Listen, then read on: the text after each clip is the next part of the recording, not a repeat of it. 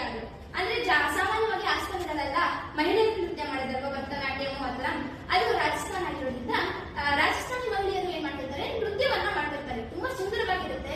ಬೇರೆ ರಾಜ್ಯದಲ್ಲ ಅಲ್ಲಿ ನೆಟ್ಟಿರುವಂತಹ ರಾಜ್ಯದಲ್ಲ ಕುತ್ಕೊಂಡು ನೋಡ್ತಾ ಇರ್ತಾರೆ.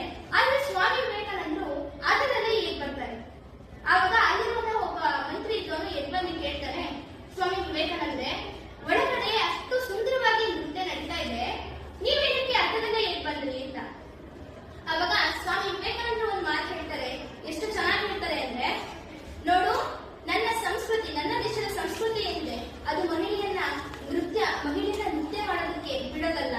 ಅಂದ್ರೆ ನನ್ನ ಒಂದು ದೇಶದ ಸಂಸ್ಕೃತಿಯಲ್ಲಿ ಮಹಿಳೆಯರಿಗೆ ಒಂದು ಒಳ್ಳೆ ಸ್ಥಾನ ಇದೆ ಅಂತ ಹೇಳ್ತಾರೆ. ಇದರಲ್ಲೇ ಗೊತ್ತಾಗುತ್ತೆ ಅವರು ಮಹಿಳೆಯರಿಗೆ ಎಷ್ಟು ಗೌರವವನ್ನ ನೀಡ್ತಾ ಇದ್ರು ಅಂತ ಹೇಳಿ. ಹಾಗೆ ಒಬ್ರು